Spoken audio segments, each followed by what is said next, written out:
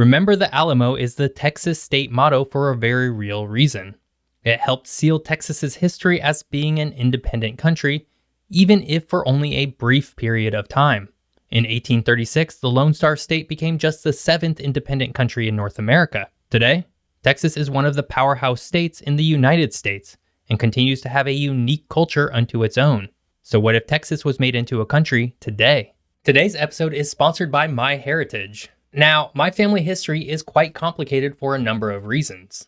So being able to connect with that history has become very important to me, and I would not have been able to do it without MyHeritage. Here's why.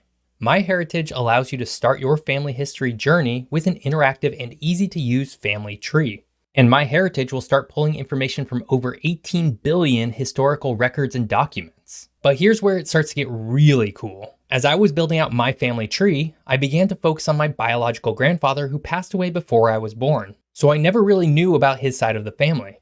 But again, with MyHeritage, I found his father and his father's brothers and sisters. And look at this. I have a great uncle who is celebrating his 88th birthday very soon. That's simply unbelievable. There's one more thing I really want to show you.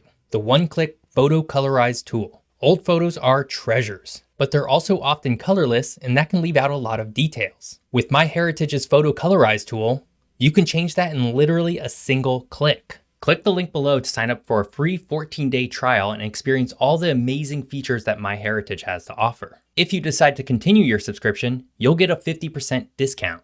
So, are you ready to learn about your family's history?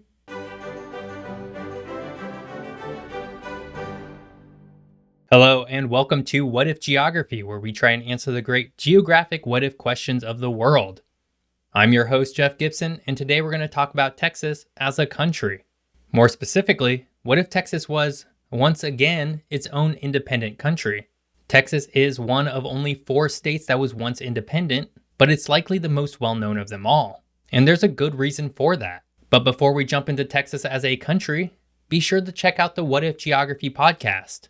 New episodes premiere every Wednesday, and you can find those right here on YouTube, Spotify, Apple Podcasts, or wherever you get your podcasts. And of course, be sure to follow us on Twitter, where you can learn more about future episodes and find other geography content. Links are in the description below. Unlike most current US states, Texas actually was a sovereign country for a decent amount of time. From 1836 to 1845, the Texas Republic was independent, held elections, and was even recognized as its own country by the United States, Belgium, the Netherlands, France, and the United Kingdom. Suffice it to say, a world with a fully independent Texas today was not completely unimaginable at one point in time. But while the Texas Republic is certainly the most well-known independent nation that broke away from Mexico, it was certainly not the only one. During this particular time in Mexican history, multiple Mexican states broke away or actively rebelled against the central Mexican government. This would include not only the Texas Republic, but also the República del Rio Grande and the República del Yucatán. And while the Texas Republic wasn't the only former Mexican state to break away and form its own independent country, it was certainly the most successful. The República del Rio Grande lasted less than a year before it was forcibly retaken by Mexico, and the República del Yucatán lasted 7 years. Much closer to the Texas Republic's time frame, but with less notoriety overall. As you can imagine, Mexico did not take kindly to the idea of states breaking away from the central government. Texas's revolution from Mexico stands apart from the other nations because of one simple fact. They succeeded where the others failed for the most part. The revolution began in October 1835 after a decade of political and cultural clashes between the Mexican government and the increasingly large population of Anglo-American settlers in Texas. In fact, the Mexican government at the time strongly believed that the United States was intentionally instigating the revolution in order to later annex the country, something that would formally happen in 1845.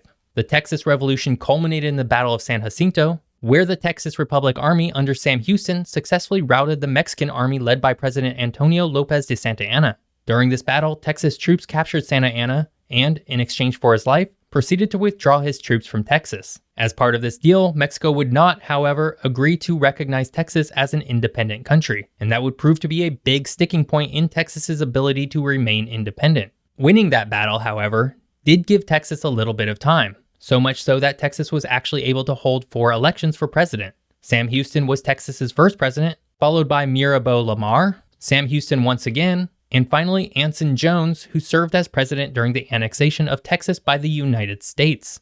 Lost in all of this history of independence and wars, however, was the fact that Texas never really wanted to be independent in the first place. The same year that Texas declared independence from Mexico, it also applied for statehood in the United States. At that time, however, the US was simply not interested, primarily because Texas was a large slave trading and holding region, and politicians didn't want Texas's admittance to the Union to be seen as giving weight to one side or the other in a brewing battle over whether slavery would continue to exist at all. Fortunately for Texas, just about 10 years later, the United States changed its mind and admitted Texas to the Union as the 28th state under the guise of Manifest Destiny, and, once again, trying to thwart British ambitions in the region. Following the annexation, relations with Mexico quickly deteriorated, leading to the Mexican-American War. This war ultimately led to the United States acquiring the entire Southwest region, including modern-day California. It's often stated that Texas is the only state that can leave the United States if it wanted to.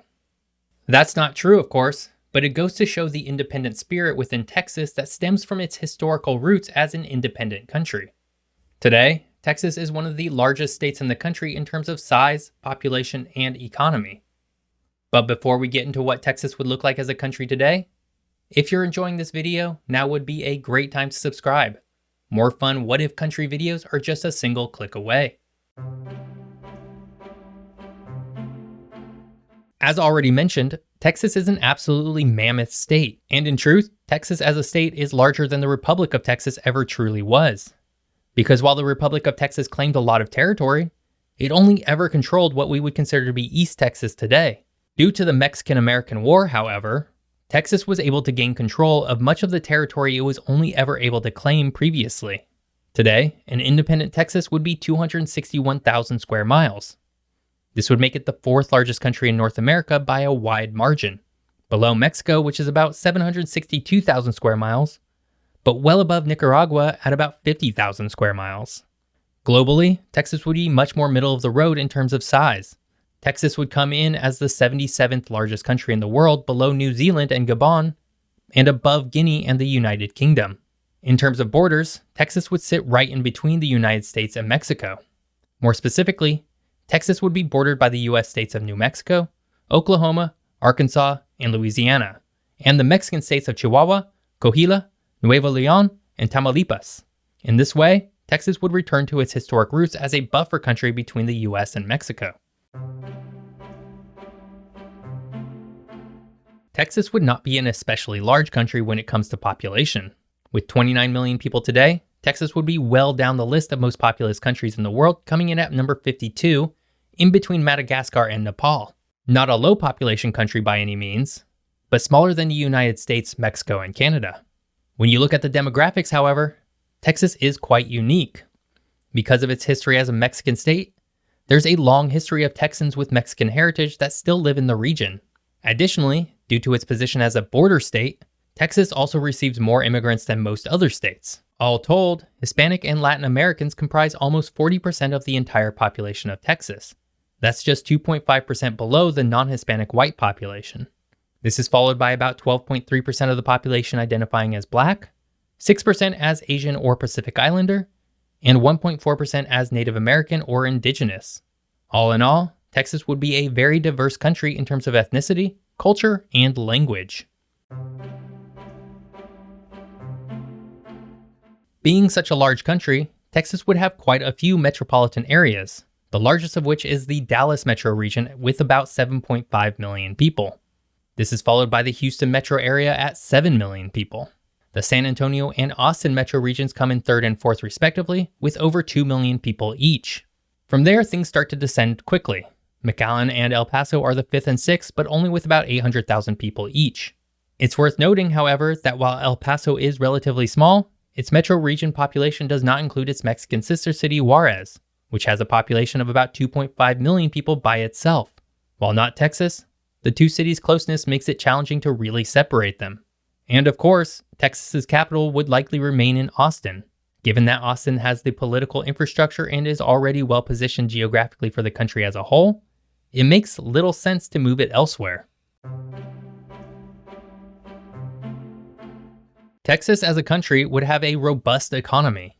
However, one industry certainly stands out as being the most dominant: the energy industry. Texas, and Houston in particular, is infamous for its oil industry in particular. Much of this was predicated on the Texas oil boom of the early 1900s, where vast quantities of oil was discovered lying underneath the state. This period had a transformative effect on Texas. At the turn of the century, the state was predominantly rural with no large cities. By the end of World War II, the state was heavily industrialized, and the populations of the Texas cities had broken into the top 20 nationally. In addition to oil specifically, Texas is also well known for its electrical grid. You see, while the United States is largely divided into two electrical grids based on the east and west side of the country, most of Texas is actually within its own independent electrical grid. In this way, Texas is uniquely suited for independence, though recent blackouts in Texas during the summer and winter have showcased the negative sides of having an independent electrical grid. As far as corporate employers go, Texas is home to AT&T, ExxonMobil, Dell, Phillips 66, Valero Energy, Cisco, Oracle, HP, ConocoPhillips, American Airlines, Waste Management, Texas Instruments, Halliburton, and many more Fortune 500 companies. To put it lightly, a lot of companies have made their home in the Lone Star State. If Texas was a country, it would carry with it the bulk of North America's energy investments. Texas has a unique history as a state within the larger United States. While it isn't the only state that used to be an independent country, it stands out apart as having its own unique culture that still fosters and thrives on that independent spirit.